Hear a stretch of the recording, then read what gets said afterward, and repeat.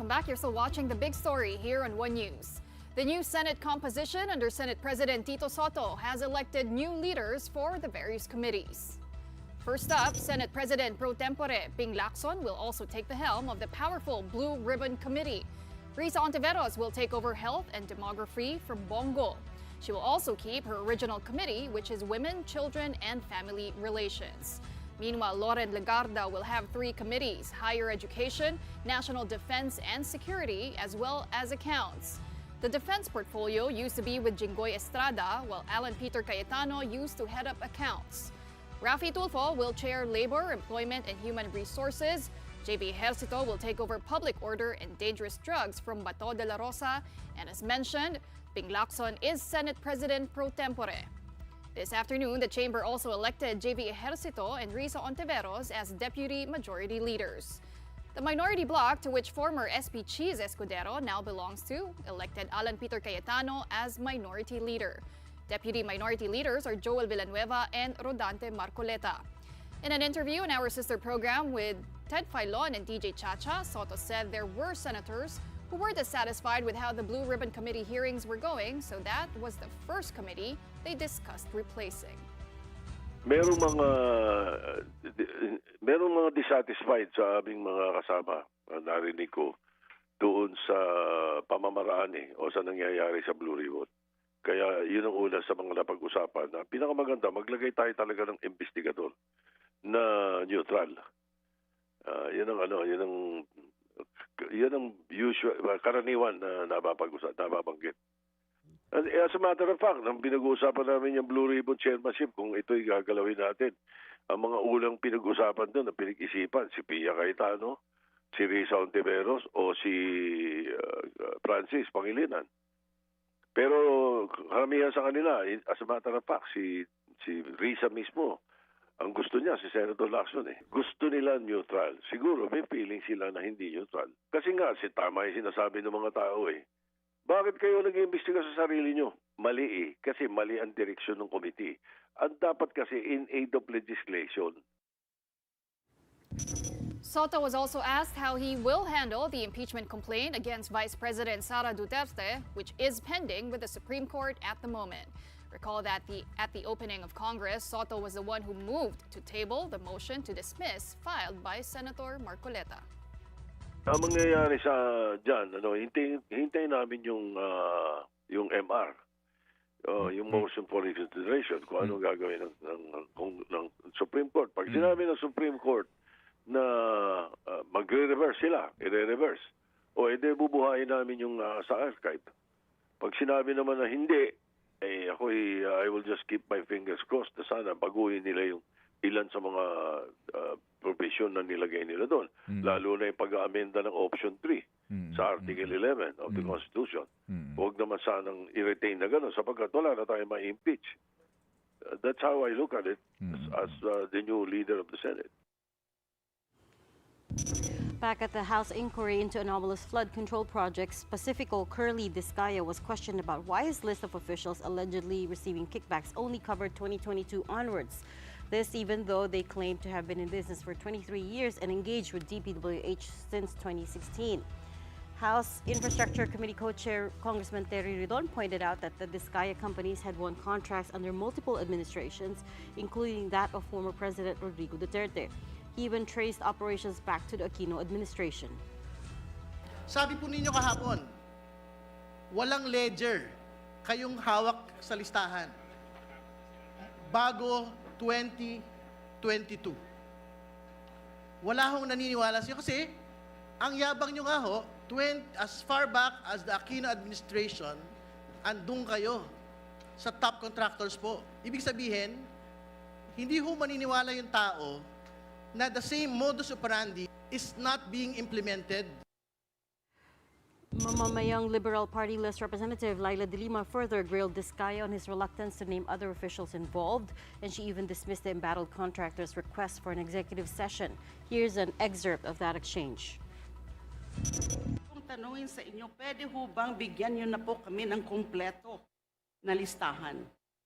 Kasi sa pagkakasabi niyo ilan sa kanila ay sina, alam niyo exactly kung ano pa o sino pa yung mga ibang sangkot na members of the House of Representatives. And nagtataka rin po ako at gusto ko rin pong itanong sa inyo, yun po bang mga hindi nyo pa mga pinangalanan dito, mga miyembro pa rin ng House of Representatives o miyembro na ng Senado? Your Honor, I invoke po muna my rights po. Ano po sabi nyo? I invoke po muna my rights po. Rights? Exactly what right? Yung hindi pa po ako sigurado po sa mga dokumento po ng iba pong pwedeng mabanggit. Hindi ko po maintindihan kung anong klaseng right sa batas ang ini-invoke ninyo. Yes, Your Honor, kung okay lang po ba, nasa executive session ko na lang po sasabihin para sa kaligtasan din po ng pamilya ko at ako. hindi po ako papayag nun. Of course, that should be the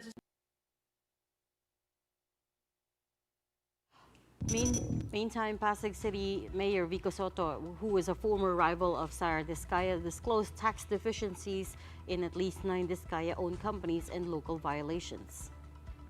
Recently, they have been, Mr. Diskaya has been recently convicted of 2 counts of building code violations. So medyo notorious po ito. Nagsimula sila sa LGU. Katunayan, flood control projects pa lang po ito.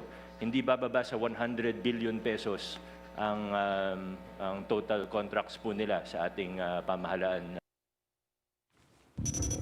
At the same hearing, DPWH Undersecretary Maria Cathy Cabral confirmed 51 billion pesos in infrastructure projects for Davao City's first district from 2020 to 2022. Ridon noted that this matched official records. Davao City First District Congressman Pulong Duterte welcomed the scrutiny but said questions about the budget were a diversion from flood control anomalies. He said Davao has nothing to hide. Investigate ghost projects if you want. Nandun ang katotohanan, mga proyektong nakikita na itayo at nagagamit ng mga tao sa Davao.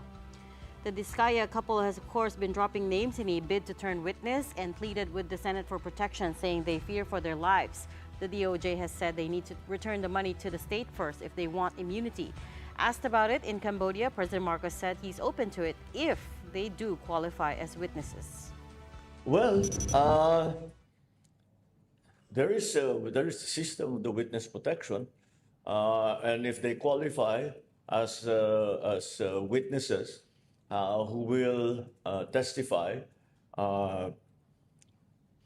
then the state is of course willing to provide them with protection, not because they are making allegations, not because they are part of the investigation, but because they're Filipinos. They need to be protected against any kind of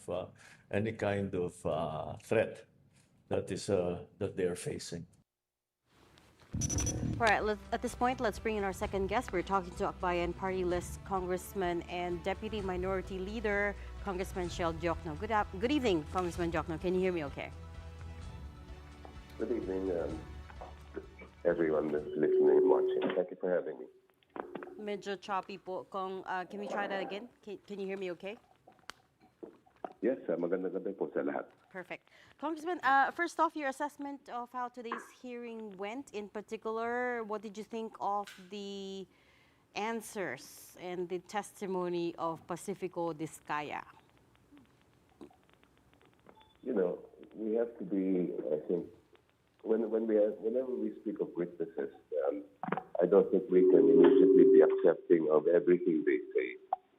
Some witnesses could be telling the truth. Some witnesses could be selective in revealing what they know. And from what I've gathered, listening to this Mr. Diskaya speak in Senate and in the House, I'm hearing very selective answers from them. In short, you're thinking there are a lot of inconsistencies? I don't think it's only inconsistencies. I think that we have to dig much deeper into what they're saying. You know, it's very. I've been a lawyer for so long. In my experience, it's very hard to judge the credibility of a witness only by what they say, because witnesses, especially those who are implicated in criminal activity, they tend to be very selective in what they will reveal, and they also tend to have their own personal agenda. Now, for us to be able to judge how much of what they're saying is the truth, we have to look at corroboration. We have to see what can support what they're saying or what can contradict what they're saying. He kept asking for an executive session, an idea to which si Congressman Laila de Lima was not amenable to. What's the sense over there in Congress why you don't want to go into executive session with Diskaya? In the first place, I think we are not convinced that he will be totally forthright.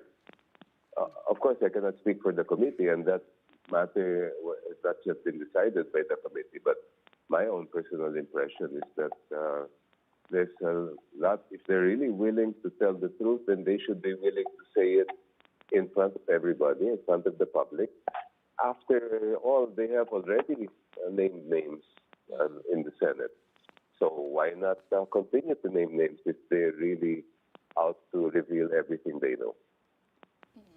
Well, Congressman, apart from Mr. Diskaya, another point that struck me earlier in the hearing was when itong si District Engineer Henry Alcantara refused to sign that waiver of his bank secrecy as well as his cell phone records. How unusual is that, Congressman, and how should we read into that when a resource person refuses to sign documents like those? If you put it in the context of where Mr. Alcantara is legally and what he's claiming, sabi niya malinis naman daw siya. Sabi niya ang may kasalanan daw yung mga nasa team niya. He said he merely relied on them, and he claimed also that he's never stolen any of the people's money.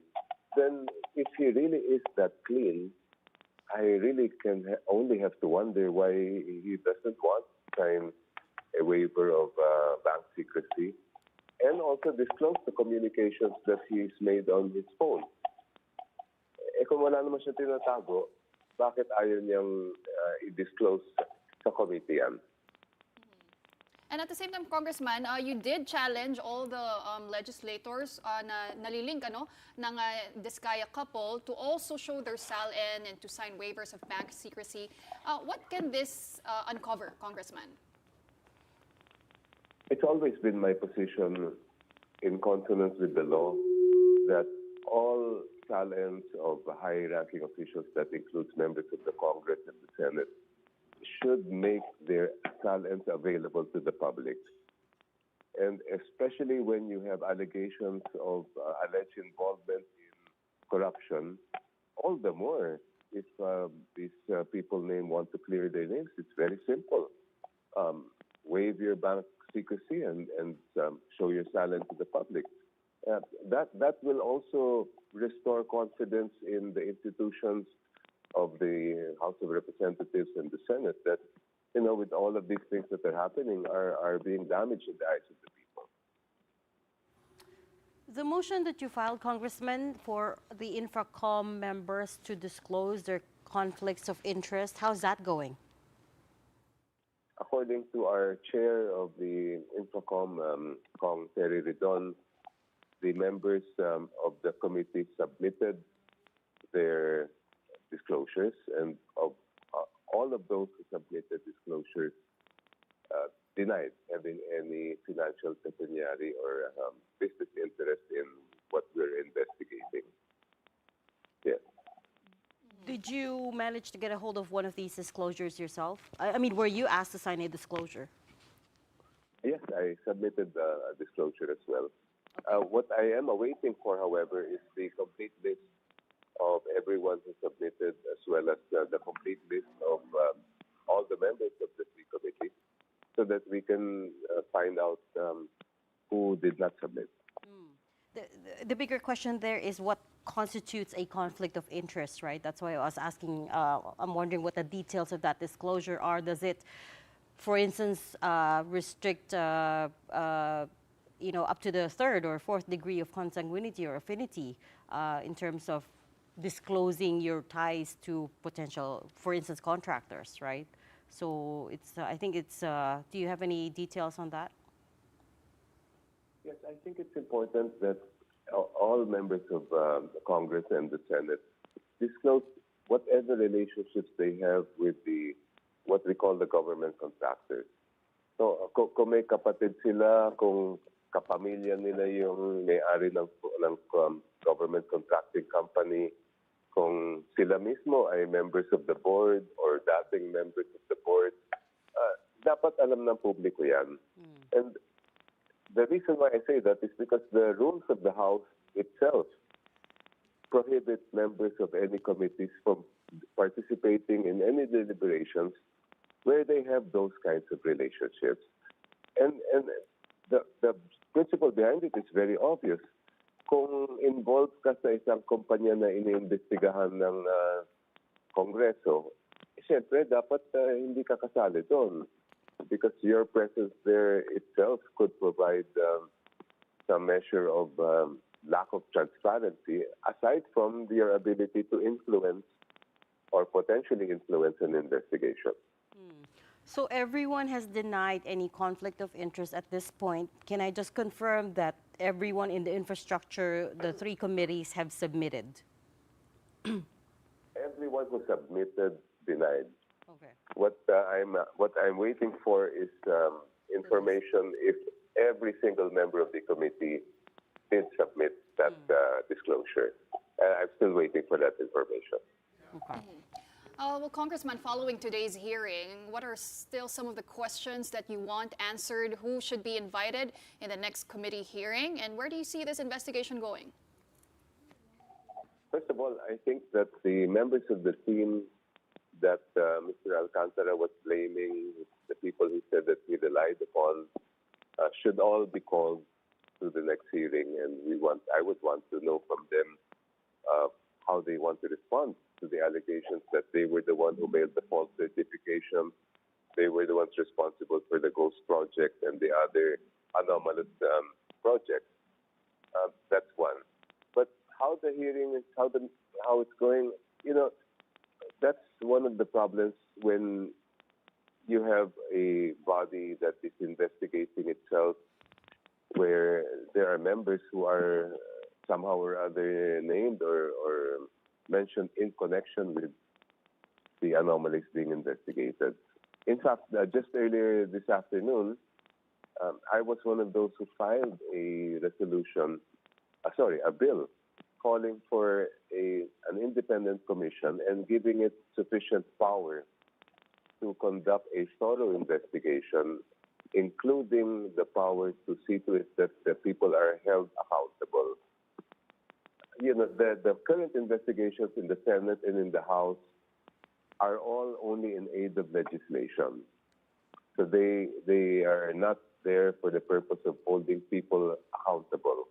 What we need is a commission that has the ability to get at the truth, and not just get at the truth, but put people behind bars.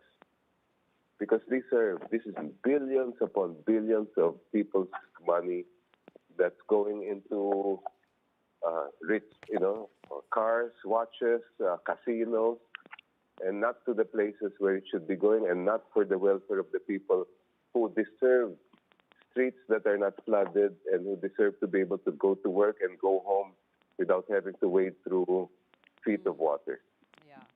It's actually President Marcos today announced that he's going to announce the members of the independent commission that he's creating within the next 48 hours.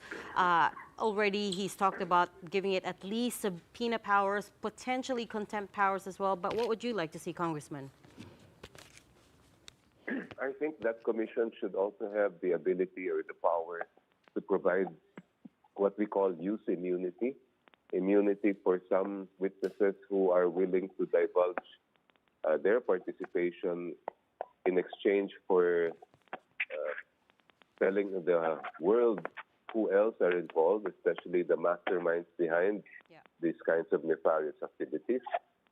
The commission should also have the power to recommend witness protection for those who are truly under threat, in addition to the subpoena and the contempt powers. Okay, fantastic. We'll leave that there for now, but we thank you so much for your time and insights tonight. Congressman Diokno, Deputy Minority Leader.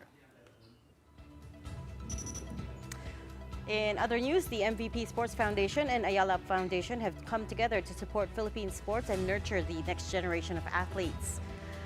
The two foundations sealed the deal yesterday at an event led by MVPSF Chair Manny Pangilinan and Ayala Corp Chair Jaime Augusto Zobel de Ayala.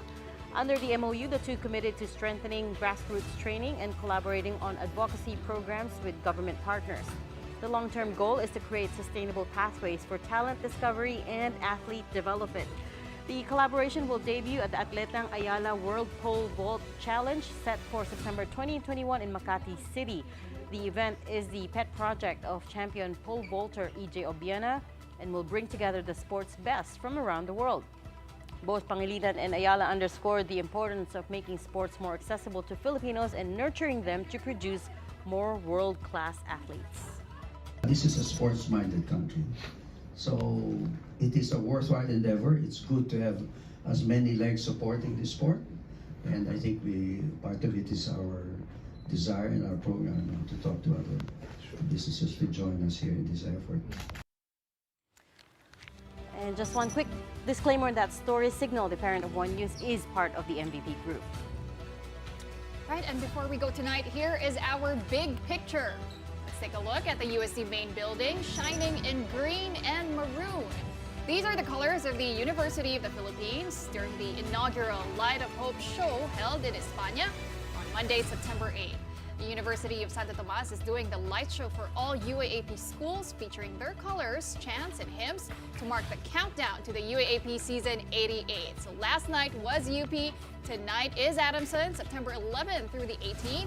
Ateneo, De La Salle, FEU, National University, UE, and the finale, of course, will be the host school, UST.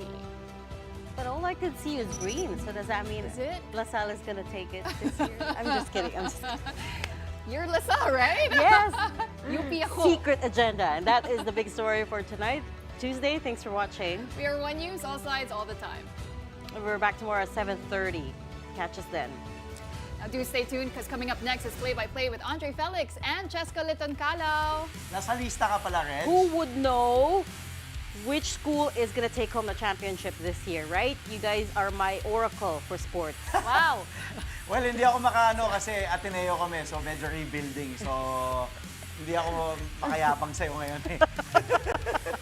I can't say anything because UANP. Oh, I see. So, okay na yun. That's No, we're not in the UAAP. I love Pero it. tanungin natin si Check, kanino ka kumakampi? Yun. I can't. Si Fancy. Sports. I love it. Media. Okay, pwede. Everyone's represented except UST. Oh. The UST representation. Sino ba USC? Who's USC? Denise Tan. Oh, yes, that's right. She was a former volleyball Tita player. Shena, SGO. Yes, Oh, yes. Ang dami. Maraming UST. Daming USC dito. Kaya, Reg, ingat ka. For predicting La Salle will win. Joke lang, joke lang. It's just a joke. Pero tanda mo, boss MVP at tinista yun. Pati bedista din. Also, pataasan ba to? Go as high as you can. Great show as always, ladies. Putting on a 1-2 punch and a two-man show, two-woman show, that is. The ladies of the big story, to Regina and to Pauline. Thank you. And on our show, well, we've got Alas Pilipinas men looking ahead to the FIVB Men's Volleyball World Championship, which opens in 3 days, plus a check on the FIBA European Championships, or Eurobasket, with a quarterfinals set to begin. And find out the new pole vaulters that will join EJ Obiena's tournament in Manila. Exciting. I'm Andre Felix. And I'm Cheska Liton-Calao. And here's tonight's Play-by-Play.